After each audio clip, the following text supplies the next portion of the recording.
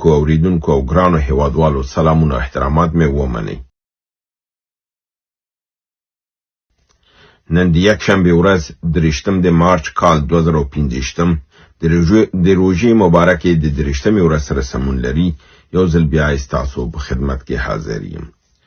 نن د جهادي څپو د خبرونو ترڅنګ د نړیوالو د بعضې مهمو ټکو ته اشاره په ملک دننه د افغانستان کې د ترقیاتي منصوبو باندې یو زغلنده 5 ټکي او همدارنګې ستاسې پوښتنې او ستاسې تبصرې او ستاسې نظریات چې دا ټول په مجموع کې 15 حصو باندې تقسیمیږي. هر یو ته مې لږ ورکړی. امید دی چې په 20 دقیقو کې دغه ټول راټول کړلی شم. که ونه شو بعض شیان پاتې شو بیا تاسو نه، ځکه 20 دقیقو نه زیاتېږي دوستانه. اوس هم راته دوستان دا وایي چې ته د برنامه د 13 دقیقو نه کمه که 15 دقیقو ته دې ته راوله لنډ په هر موضوع که خو چون زما د ورځې سکیجول ډېر ټایټ دی، نورو تلویزیونونو سره برنامې دي، زه نشم کولی چې هر 15 دقیقې بعد کې نن برنامه وکم او هغه واچوم. دا هغه خلک چې د ټیک ټاک نه او د یوټیوب نه دنه پیسې ګټي او بل څه کار نه لري، شینچې څنګه ایخي ګوړه ایخي او راځي بس قصې کوي، ګپ شپ لګي.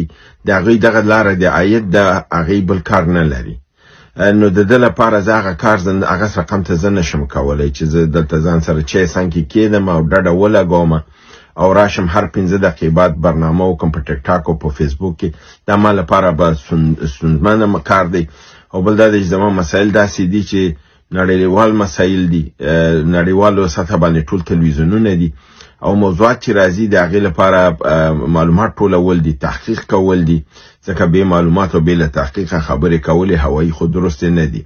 نو د دې لپاره ما دپاره دا کار ممکن نه دی. زه همده لپاره دا ټول موضوعات راټولوم او 4 یا 3 بخشو کې همیش تاسو دوستان ته تقسیموم. بیا زما دوستان هغه دی الحمدلله دغسې کوي چې کلیپونه جدا کوي او نشریه او اگر چې هغې دپاره ذاتي ګټه لري، اقتصادي ګټه ورته لري، ما ته کوم ګټه اقتصادي نشته دی. خو خبره دا ده چې هغه بخشونه هر څوک ته اقتصادي بخش اخلي، څوک ته سیاسي اخلي، څوک ټولنیز اخلي، څوک نړیوال اخلي. په دغه رقم زما کلیپونه توزیع کیږي او خلکو ته د اواز رسیږي. راځم د جهادي څپو خبرونو ته چې نن محدوده خبرونه یو 4-5 خبره دي. په 22 مارچ مازدیګر شمالي وزیرستان د شیوې ولسوالۍ عالم خیر په بازار کې د پوز او د مجاهدینو ترمنځ جګړه ونښتله چې نیم ساعت دوام وکړ. د پترس کې پوز ته ځاني تاوان او مالی تاوان هم رسیدلی دی. په دې حال کې دوی د یو ډرون دغه جهاز مرته رانسکور کړی دی. په 30 مارچ بنو ولایت میریان ولسوالۍ د لرې پلې په پوستې باندې مجاهدینو برید کړی دی. د هغوی د بوستر او د هغوی وای فای او همدارنګې د دوی د امنیتي وسایل ورته ټول ویجاړ کړي دي. په همدارنګې په 30 مارچ نن غرمه 12 بجې شمالي وزیرستان د میرعلي ولسوالۍ کرمکوټ پوستې باندې د راسکوف په حملې پترس کې یو عسکر یعنی یو پوځي د پاکستان وژل شوی دی. همدارنګې په 30 مارچ جنوبي پنجاب دیرې غازي خان کې د تونسه شریف سره نږدې د جنگي پوستې باندې مجاهدینو برید کړی دی. د خبرونو راتګه پورې جګړې دوام درلوده. تر اوسه د هغې نور مکمل نتایج لاسته نه دي راغلي چې جګړه څه وخت پای ته به رسېدلي، څومره خلک به پکې مړه. د معلومات به انشاءالله سبا لاسته راشي او تاسو سره به شریکه کړم. د ملکی سطح باندې د پرمختګ پروګرامونه چې دي په پکتیکا زرمت ولسوالۍ کې د 214 میلیونه افغانیو په لګښت باندې 109 پروژې د لاس لاندې نیول شوي دي چې دا د ملکي پرمختګ لپاره یو لوی اقدام دی. همدارنګه د شیرخان بندر نه د غازو پایپلاین چې د مزار شریف د خلکو لپاره چې الته ګاز لا شي او خلکو ته سہولت داشي په د باندې کار د تکمیل او فعالیت کې دی. همدارنګه په بدخشان کې د 30 میلیون افغانیو په لګښت باندې یو لوی کانال جوړ شو چې دغه د اوبو جریان دغه شو او د خلکو د لګښت لپاره مخې ته ورکړل شو. همدارنګه د بغلان په غوري سمنټو د فابریکې په شاوخوا کې چې د ځمکې وي یعنی 333 جریبه ځمکې نه داسې یو باغ او بڼ جوړ شو چې هغه کې د خلکو د سیاح او د تفریح لپاره دی، هم د هوا د پاکوالي لپاره دی، او هم د هغې د میوو د ګټه اخیستلو لپاره دی. دا 330 جریبه ځمکه کې د 10,000 نه زیات میوهداره نیالګي کینول شوي دي چې د میوو نه حاصلات واخیستل شي، او په عین حال کې د په شاوخوا چې کوم کرنې شوي دي هغه د نوي ایریګیشن سیستم چې ورته د څاڅکي یا د قطره‌ایي ډریپینګ سیستم ورته وایي په هغې باندې جوړ کړی دی چې دا موډرن سیستم دی او دا یو ښه تجربه ده چې دلته دوی کړې ده. دا کار چې دی د ملي پراختیا شرکت لخوا شوی دی او د هغې په لګښت شوی دی، او الله دې داسې زموږ دوستانو ته دا وکړي چې هر نقطه د افغانستان کې هر اقدام چې کیږي دا د وطن د خوشحالۍ او د آبادۍ لپاره یو مثبت اقدام دی. څرنګه چې د جهاد په وخت کې یو شی وران شو تر څو وطن آزاد شي، اوس به د وطن د آزادۍ نه پس بیرته یو شی پر ځای ږدو، یو خښته به ږدو چې دا وطن بیرته آباد شي. د نړیوالو مسایلو په دغه کې مهم ټکي دا دي چې پر یمن، لبنان، سوریه او په غزه باندې اسرائیل او امریکا ګډ حملې کړې دي. نو دا حملې دوام لري. په غزه کې د خلکو د وژنې دغه سلسله روانه ده. په یمن کې هم ډېر ورانۍ کړې دي. په سوریه کې هم بمبار شوی دی، او په لبنان کې د سوریه او په لبنان او په غزه کې اسرائیل کړی دی. پر یمن باندې امریکای او انګلستان کړی دی، او همدارنګه په دازلی په یمن باندې اسرائیل او امریکای ګډه حمله کړې ده. نو دا د نړیوالو دغه باندې د پاکستان کې د بلوچ ازادي غوښتونکو او د غورزنګ یو نومیالي بچی چې د دې خاورې ده او د دې کورنۍ ډیره زیاته قرباني ورکړې ده، پلار یې، ورونو یې، دغه قهرمانه جلۍ چې د مهرنګ بلوچ دا د پاکستان د پوځ په ذریعه نیول شوې ده او نامعلوم ځای ته وړل شوې ده. او د دې وکیله چې ده ایمان مزاري هغه ویلي دي چې دا هم د ځای ناستې نه او وړلو نه خبره اطلاع نه لري، تر اوسه کوم معلومات ورسره نشته او رابطه ورسره نه لري. د افغانستان لپاره د نړیوالو بودیجې نه د اوزون په نامه دا معلومه ده چې دا د اقلیمي بدلون لخوا نه نړۍ کې بودیجې دا ورکول کیږي، او د دې نړیوال دغې نه 10 میلیونه ډالر افغانستان لپاره اختصاص ورکړ شوی دی. پیسې لږه ده مګر هم د یو علامت په توګه ښه قدم په ده دی چې د نړۍ بدلون ښیي د سیاست د افغانستان په لور باندې، او دا یو مثبت قدم دی. انشاءالله دا بودیجه به بیا افغانان چې لږ څه نور هم واخلي او بیا یې دعم وکړي، ځکه چې په افغانستان ډېر متضرر شوی دی، نو دا به زیاته شي. په منځني ختیځ کې د امریکای ځانګړي استازي د غزې ناورین په هکله ویلي دي که دا غزې ناورین دوام پیدا کوي نو ممکنه ده چې د مصر او د اردن حکومتونه نسکور شي او د دې ملکونو د په حساب کې لوی بدلون راشي. او تاسو معلومه ده په دې هکله ما خبرې کړې په خوا تاسو ویلو دا د امریکای او د اسرائیل پلان دی، او په خوا د مصر او اردن نه چې ضرورت نو هغه وخت پورې دغه حکومتونه چې نو سیمه لاس راغلي دا او دغه دوه حکومتونه مې دی دغه د دام نسکورو اوس دی دا وایي چې د غزې مسله د دام نظامونه او د نظامونه ودی په خپل خرابوي. څوک چې د امریکای سره په دا رقم ته ودرېږي او خپل هغه موقف ورته نه ښیي نو خود به خوده د داسې یو ستونزې سره مخ کیږي. د عبدالکبیر ورور په نامه یو ورور لیکلی چې زما پوښتنه ده، د زما پوښتنې ته په پښتو او د پښتو برنامه کې راته ځواب راکړه، مګر پوښتنه هلته نشته دی چې ما یې پوښتنه اخیستې وی ما ځواب کړی وی. هیله کوم چې خپل پوښتنه راته ولیکي چې زه یې ځواب کړم. همدارنګې زدران بوای په نامه ورور پوښتنه غوښتله چې وکړي، اما پوښتنه یې هلته په دغه کې نه ده راغلې. علت یې دا دی چې که دی شارټ ولیکي نو هلته به راشي کم کلماتو تعداد چې زیات شي هغه د هغه تمهید او تمجید کلمات زیات شي، لاندې پوښتنه چې پوښتنه بیا نو نه راځي، نو زه هغه سر کلمات ولولم لاندې پوښتنه نه. تاسو پوښتنه دې راشي زه په سر د سترګو درته ځواب ووم. همدارنګه اوس راځم د پښتنو په سلسله کې 4-5 پښتنې داسې دي چې هغه په یو رنګ دي. د پښتنو نه مخکې دا مهمه ده دغه یو 3 ورونو د غم شریکي او غم رازي را سره کړې ده. په دغه بابت کې دوی نه یو مننه وکم.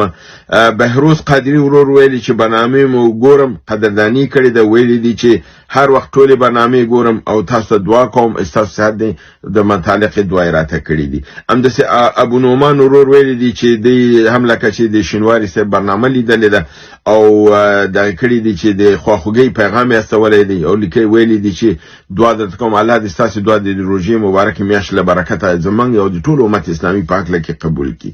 همدارنګې محمد ضیا ورور ویلي دي چې ستاسو برنامې ګورم، د شینواري صاحب برنامه یې لیدلې ده. ویلي چې د ومې لیدله او ډېر مې وژړل او دعا مې درته کړې دي. ضیا وروره ستاسو د خواخوږۍ نه نړۍ مننه. دا د الله امتحان دی، په هر انسان نه راځي. بعض امتحانونه د انسان د بهترۍ لپاره موږ په دې باندې نه پوهېږو. د الله د خوا نه چې هر څه یې هغه موږ تاسو قبول دي او الله به انشاءالله ستاسو دعاګانې قبولې کړي. زه به یو ځلې بیا خپل په خپو ودرېږم او د دې ملت او د دې خلکو په خدمت کې به انشاءالله خپل د حسن نه سپموم. تاسو ټولو دوستانو چې همدارنګې نورو ډېرو دوستانو دغه کړي دي، زه ټولو نه مننه او قدرداني کوم. فیصل شګوال ورور ویلي هغه دوستان چې تاسو برنامه ګو اخلي او د خپل چینل نه شریکي، د دې هغه اخلاقی دنده ده چې اده قلالته د ریفرنس باید ورکی چې د فاطمی برنامه نه راخصل شوی ده او تاسو لینک باید دلته واچي چې خلک په دې پوښ د استادي.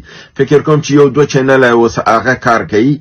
فکر کوم چې افغان ټاک او افغان ریفلیکشن دا زما دغه اچي یالته لینک خدا نور واته نور نه چی کدا نورم دا کارو کی تاسو خبره شګوال وروره دا تاسو خبره صحیح ده، د اخلاقی وظیفه ده دی.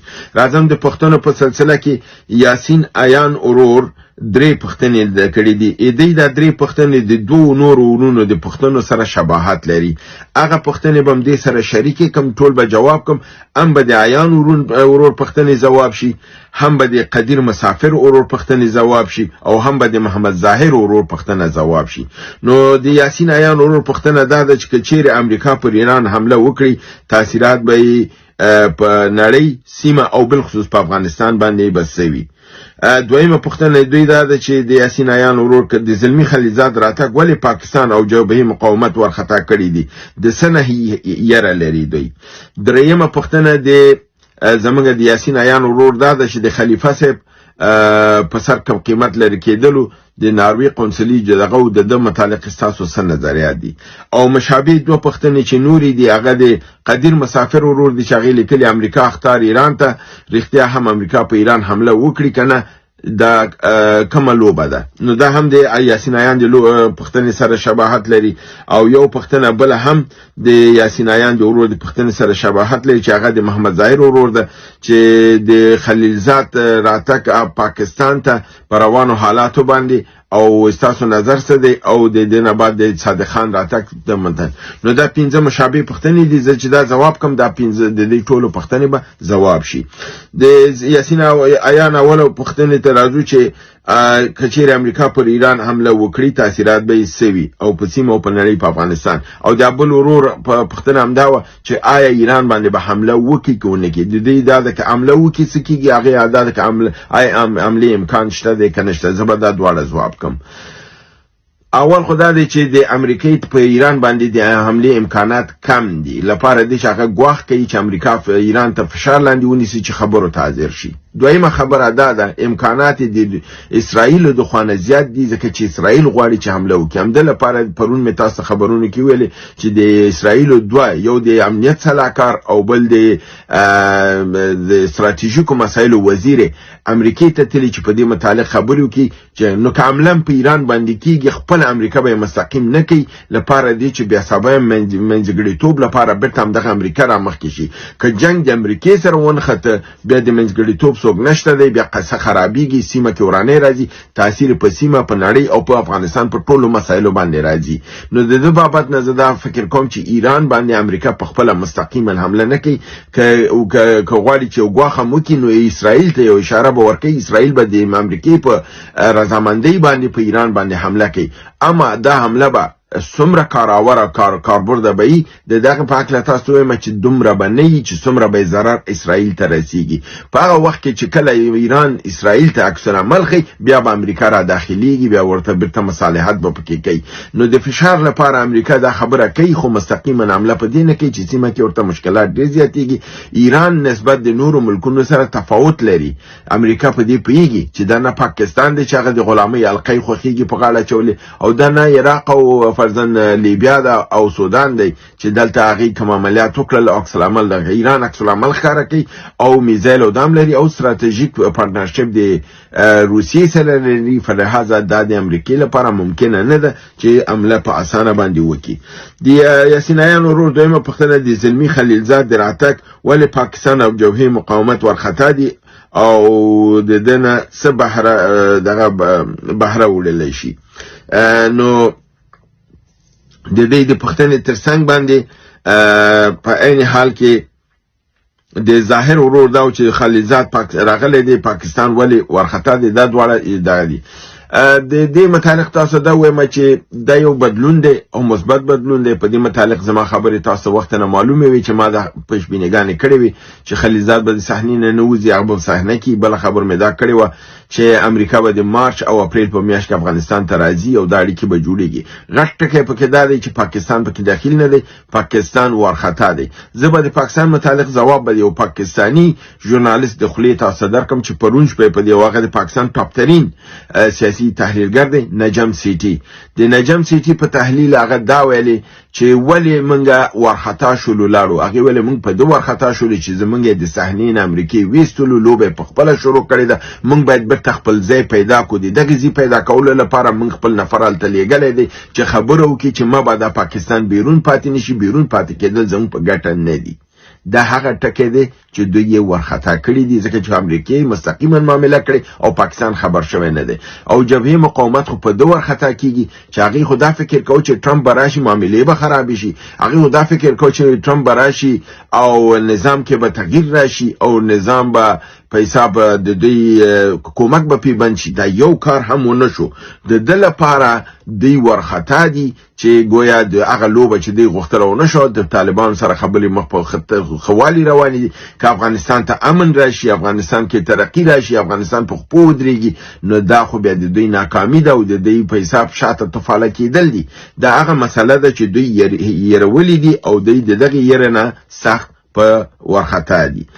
راځم دریمه پوښتنه د یاسین عیان ورور د خلیفه صاحب د سر قیمت په هکله او د قنصلي په هکله ده. د دې متعلق تاسو زه دا وایم چې په دې باندې هم موږ تبصره کړې وه چې په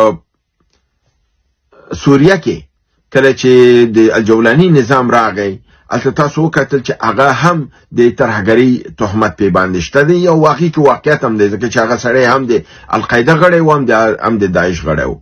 زمونږ ستاسو هیڅ مجاهد نه د داعش غړی پاتې شوی دی نه د القاعدې. د افغانستان د مجاهدینو ځانګړتیا دا ده چې دوی خپل ځانګړتیا لري. او درست القاعده امریکایانو راوستل افغانستان ته، داعش امریکایانو راوستل دلته دي، خو د افغانستان کې د چتر لاندې که اوسېدلي مګر د افغانستان خلک خپله نه داعش نه القاعده و. دا یو تفاوت دی. مګر تاسو وکتل چې الجولاني دی په رسمیت وپېژند او الجولاني سره یې لاره جوړه کړله د هغې د سر قیمت لرې او سفارت. نو ولې دلته نه وی لرې کړی؟